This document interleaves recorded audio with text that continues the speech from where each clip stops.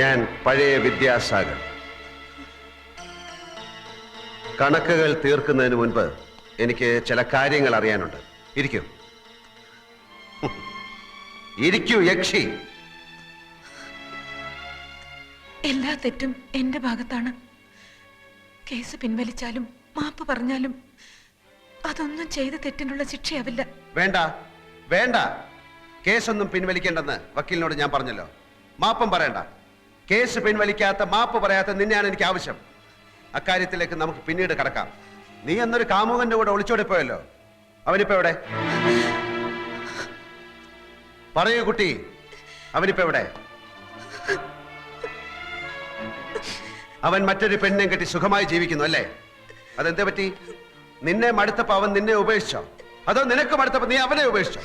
അങ്ങനെ ഒരു പ്രേമബന്ധം ഉണ്ടായിരുന്നെങ്കിൽ നീ എന്തിനു ഞാനുമായിട്ടുള്ള കല്യാണത്തിന് സമ്മതിച്ചു? ഓക്കെ, അത് നീ നിന്റെ വീട്ടുകാരുടെ നിർബന്ധത്തിന് വഴങ്ങിയതാവാം. എനിക്കൊരേ ഒരു ചോദ്യമേ ഉള്ളൂ. ഒളിച്ചോടി കഴിഞ്ഞതിന് ശേഷമെങ്കിലും അതറിയിക്കാൻ എനിക്കൊരു ഫോൺ കോൾ നീ എന്തേലും ചെയ്തില്ല? സങ്കല്പത്തിൽ മാത്രം കണ്ട പെൺകുട്ടിയെ സ്നേഹിച്ച വിഡ്ഢിയായ വിദ്യാസാഗറിന് ഒരു ഫോൺ കോൾ നിനക്ക് തരാൻ ദിവസങ്ങളോളം സ്വരുക്കൂട്ടി വെച്ച 100 കൂട്ടം സമ്മാനങ്ങളുമായി കല്യാണ തലേന്ന് വീട്ടിലെത്തിയ മണ്ടനായ വിദ്യാസാഗറിന് ഒരേ ഒരു ഫോൺ കോൾ നീ എന്തുകൊണ്ട് ചെയ്തില്ല? പറഞ്ഞോളൂ.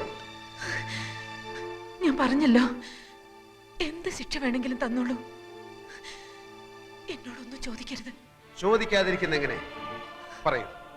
ഇത്രയും വലിയ ഷോക്ക് തന്ന് എന്റെ ജീവിതം നശിപ്പിച്ചെന്തിനാ? പറയൂ. ഗൾഫിലെ കൂട്ടുകാരും പരിചയക്കാരും നാട്ടുകാരും ബന്ധുക്കളും എല്ലാവരുടെ മുൻപിൽ നീ എന്നെ പരിഹാസ്യനാക്കി. നാണക്കേട് കാരണം ഞാൻ ഗൾഫിലേക്ക് മടങ്ങിപ്പോയില്ല. അങ്ങനെ നല്ല ശമ്പളം ഉണ്ടായിരുന്ന എന്റെ ജോലി പോയി. ജീവിതത്തോടെ എനിക്ക് പകയായി.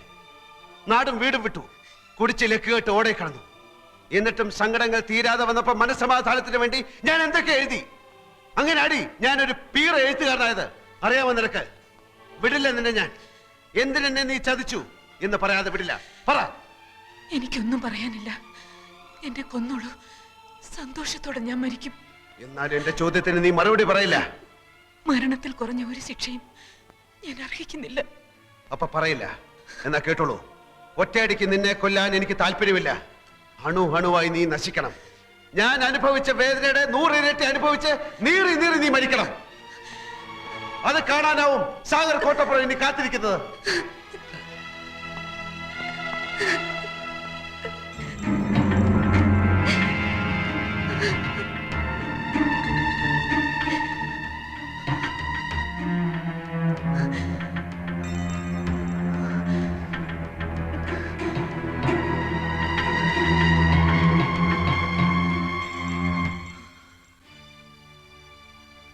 ഇല്ല, ആരോടും പരിഭവമില്ല. ആരോടും യാത്ര പറയാനില്ല. ചിരിച്ചുകൊണ്ട് ചതിക്കുന്നവരുടെ ഈ ലോകത്ത് ഇനി വയ്യ. ഇതോടെ എല്ലാം അവസാനിക്കട്ടെ. അജ്ഞാതനായ ആ നല്ല ചെറുപ്പക്കാരന്റെ മുമ്പിൽ കഴുത്ത് നീട്ടിക്കൊടുക്കാനുള്ള മനക്കരുത്തില്ല. അതൊരിക്കലും ഉണ്ടാവില്ല. മാപ്പ്.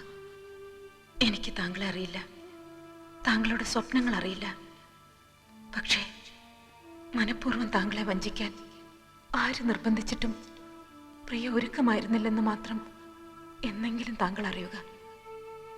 അത് മാത്രം മതി.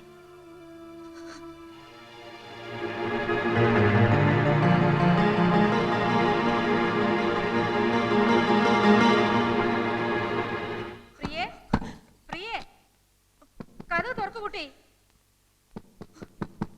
പ്രിയേ,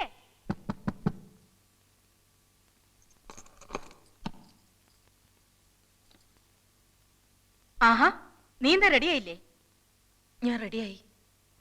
ഇങ്ങനെയാണോ റെഡിയാവുന്നേ? കുളിച്ചിട്ടില്ല, വേഷം മാറിയിട്ടില്ല. റെഡിയാവാൻ അതിന്റെയൊക്കെ ആവശ്യമുണ്ടോ? എന്താ ഈ കുട്ടി പറയുന്നേ? എത്ര നേരം ഞങ്ങളൊക്കെ വെയിറ്റ് ചെയ്യുന്നു. ഇന്നെങ്കിലും ആഭരണങ്ങൾ എടുത്തില്ലെങ്കിൽ ഇനി എന്നാ? ഇനി ആകെ 4 ദിവസമുള്ള കല്യാണത്തിന്. അതെപ്പോഴും ഇങ്ങനെ ഓർമ്മിപ്പിക്കണമെന്നില്ല. സാരമില്ല, ഞങ്ങൾ വെയിറ്റ് ചെയ്യാം. മോള് വേഗം റെഡിയായാൽ മതി.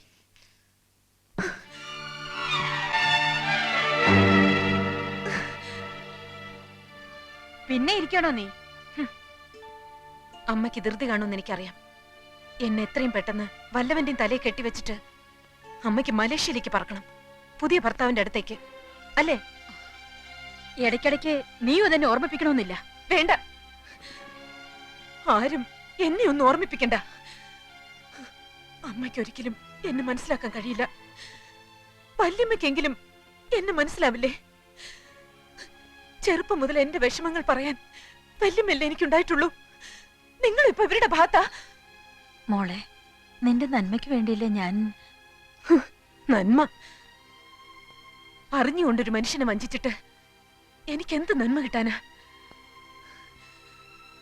വേണ്ട, എനിക്ക് വേണ്ട ആ നന്മ. എന്നെ ആരും നിർബന്ധിക്കണ്ട. നിർബന്ധിച്ച അനുസരിക്കില്ല ഞാൻ. No. എല്ലാരും പോയിക്കോ, പോകാൻ.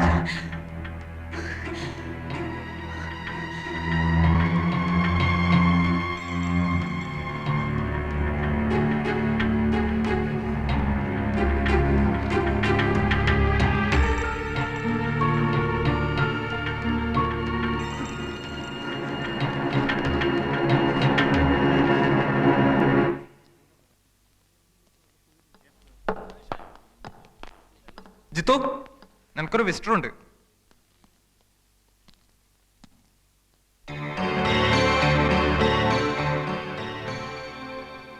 പ്രിയ. അതെ, പ്രിയ. നിനക്കൊരു സർപ്രൈസ് ആവട്ടെ എന്ന് കരുതി. I don't know whether this is A pleasant or sad surprise for you. അപ്പോ നിന്റെ കല്യാണം മുടങ്ങണം. ഞാൻ ഒളിച്ചോടി പോന്നതാ നിന്നെ കാണാൻ. എന്നെ എന്തിനാ കാണുന്നത്? നിന്നെ മാത്രമേ എനിക്കിനി കാണാനുള്ളൂ. ഇനിയുള്ള കാര്യങ്ങൾ നീയാ തീരുമാനിക്കേണ്ടത്. ഞാനെന്ത് തീരുമാനിക്കാൻ? പിന്നെ ആരാ തീരുമാനിക്കേണ്ടത്? ഇത്രയും നാളും എന്റെ കണ്ണു വെട്ടിച്ച് നടന്നില്ലേ? ഇപ്പൊ എനിക്ക് നിന്നെ തേടി വരാതെ നിവർത്തിയില്ലല്ലോ. ഞാനിപ്പോ എന്താ വേണ്ടത്? ആദ്യം ഞാൻ എന്താ വേണ്ടതെന്ന് പറ. എനിക്കിനി തിരിച്ചു പോവാൻ വയ്യ. നിന്റെ മുറിയിൽ ഒരാൾക്കും കൂടി താമസിക്കാൻ ഇടമുണ്ടാവില്ലേ? ഇത് ആൺകുട്ടികളുടെ ഹോസ്റ്റലാണ്. അതുകൊണ്ട് ഒരു പെൺകുട്ടി താമസിച്ചാൽ ആകാശം ഇടിഞ്ഞു വീഴുവോ? എനിക്കൊന്ന് കുളിക്കണം.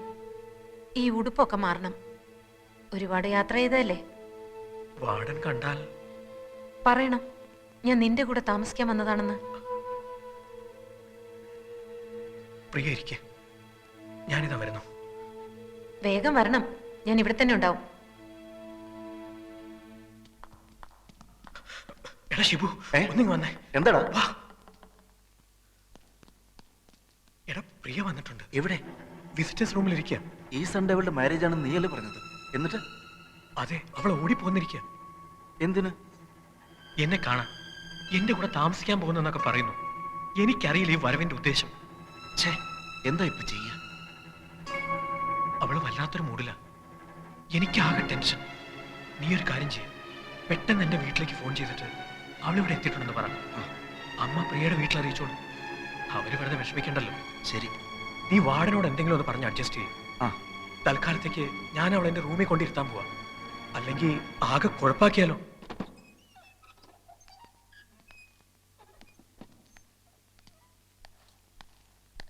ഈ മുറിയില് എന്റെ ഒരു ഫ്രണ്ടും ഉണ്ട്. അവനിപ്പോ വരും. വരട്ടെ. വീട്ടില് പ്രിയയെ കാണാതെ എല്ലാരും വിഷമിക്കുന്നുണ്ടാവും. സാരമില്ല. വിശക്കുന്നുണ്ടാവില്ലേ? ഞാൻ മെസ്സിൽ പോയി വല്ലതും ഉണ്ടോ നോക്കിട്ട് വരാം. വേണ്ട. ഇപ്പൊ വരാം.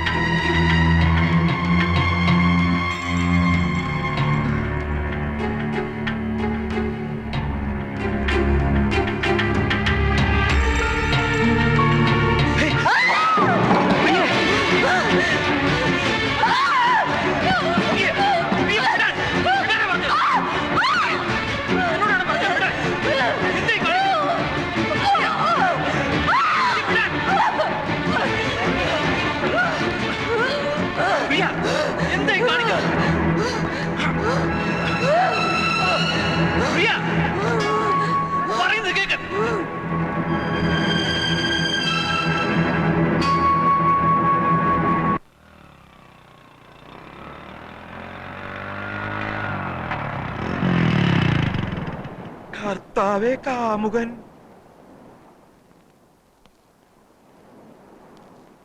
സാഗർ കോട്ടപ്പുറം ഇവിടെ ഉണ്ടെന്ന് അറിഞ്ഞു. എനിക്ക് കുറച്ച് കാര്യങ്ങൾ സംസാരിക്കാനുണ്ടായിരുന്നു. തീർച്ചയായിട്ടും സംസാരിക്കണം. ഇതെന്റെ ഭാഗ്യമെന്നെ പറയണ്ടോ? എല്ലാ സത്യവും പറഞ്ഞോളൂ, പറഞ്ഞോളൂ, ഉടനെ പറഞ്ഞോളൂ, എന്നോട് പറഞ്ഞോളൂ. മിസ്റ്റർ സാഗർ ഇവിടെ ഇല്ലേ? ആരാണ്? കാമുകൻ, നമ്മുടെ കാമുകൻ, യക്ഷിയുടെ കാമുകൻ.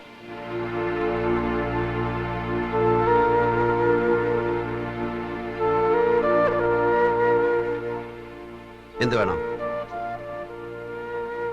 എനിക്ക് മിസ്റ്റർ സാഗറിനോട് മാത്രമായി ചില കാര്യങ്ങൾ പറഞ്ഞാൽ കൊള്ളാവുന്നുണ്ട്. വരൂ.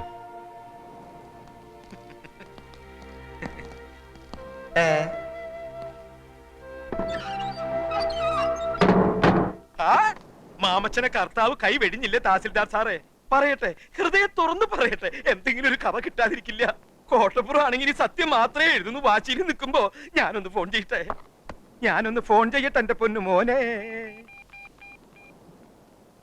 ഹലോ, മഞ്ചാടിയല്ലേ? എഴുതി റോയി കൊടുക്ക്. ഹലോ, റോയി അല്ലേ? ആ, മാമച്ച മുതലാളിയാ. അതെ, താൻ ധൈര്യമായിട്ടിരിക്കി. ഇന്ന് വൈകുന്നേരത്തിന് മുമ്പ് സാധനമായിട്ട് ഞാൻ അവിടെ എത്തും. അവളുടെ കാമുകനുണ്ടല്ലോ, ആ കശ്മലൻ, അവൻ കോട്ടപ്പുറത്തോട് സംസാരിച്ചുകൊണ്ടിരിക്കുക. പുറപ്പെടുന്നതിന് മുമ്പ് ഞാൻ ഒന്നുകൂടെ വിളിക്കാം.